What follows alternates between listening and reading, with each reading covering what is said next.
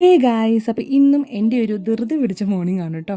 രണ്ടുപേരും എഴുന്നേൽക്കുന്നതിന് മുന്നേ ബാക്കി പരിപാടികൾക്ക് സെറ്റ് ആക്കണമല്ലോ. അപ്പോൾ ഇന്ന് മസാല ദോശ ഉണ്ടാക്കാമെന്നാണ് വിചാരിച്ചേക്കുന്നത്. അപ്പോൾ അതിന് മുന്നേ പാലൊക്കെ കാച്ചുവാണ് കേട്ടോ. തെച്ചുടയിൽ കുഞ്ഞ് എഴുന്നേറ്റില്ല ഈ നിമിഷം വരെ. അപ്പോൾ ഇത് ആദ്യം തന്നെ പാലൊക്കെ കാച്ചുവാണ്ട് പിള്ളേർക്കുള്ള പാലും പിന്നെ എനിക്ക് അമ്മച്ചിക്കുള്ള ചായയൊക്കെ സെറ്റാക്കുന്നുണ്ട്. ഇടയ്ക്കുള്ള കട്ടൻ ചായയും കൂടെ വെക്കുന്നുണ്ട്. പിന്നെ ഇന്നത്തെ മസാല ദോശക്കുള്ള നമ്മുടെ മസാല പ്രിപ്പയർ ചെയ്യാനായിട്ട് ഉരുളക്കുഴങ്ങ് അരിഞ്ഞു വെച്ചിട്ടുണ്ട് കേട്ടോ. മസാല ദോശയുടെ മസാല ആണെങ്കിൽ ഇവിടെ വലിയ എരിവ് നോക്കിയിട്ട് ഉണ്ടാക്കില്ല കേട്ടോ. കാര്യം ഇവർ എരിവ് കഴിക്കില്ല. അങ്ങനെ കഴിച്ച് വെച്ച് ഞങ്ങൾക്ക് ശീലമായിട്ടോ. പക്ഷേ എനിക്ക് മീൻ വറുത്തത് മീൻ കറിയൊക്കെ കഴിക്കുമ്പോൾ കുറച്ച് എരിവ് വേണം. അപ്പോൾ ഇവർക്ക് അതിനും എരിവ് വേണ്ട. അപ്പോൾ ഇവർക്ക് മീൻ വറുത്തൊക്കെ ഉണ്ടാക്കുമ്പോൾ സെപ്പറേറ്റ് എരിവ് കുറച്ചിട്ടുണ്ടാക്കുക. അപ്പോഴത്തെ മസാല ദോശക്കുള്ള സവോളയൊക്കെ ഞാൻ അരിഞ്ഞ് വെക്കുവാണ്.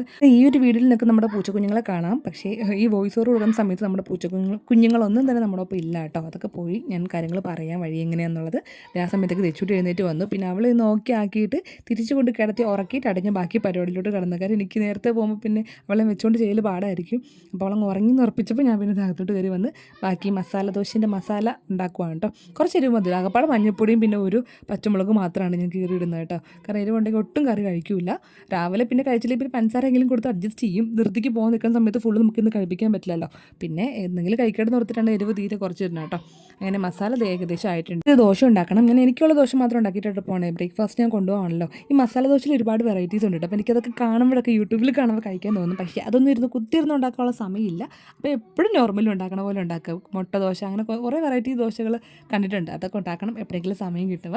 അപ്പോൾ എൻ്റെ സ്ഥിരം ദോശ എനിക്ക് മറ്റേ ലൈറ്റ് വെയിറ്റ് ആയിട്ടുള്ള ഇച്ചിരി മുരിഞ്ഞ ദോശയായിട്ട് ഇഷ്ടം. കുറച്ച് നെയ്യൊക്കെ ഒഴിച്ചിട്ട്. അപ്പോൾ അതൊക്കെ സെറ്റാക്കി എനിക്കുള്ളത് എടുത്ത് വെച്ചു.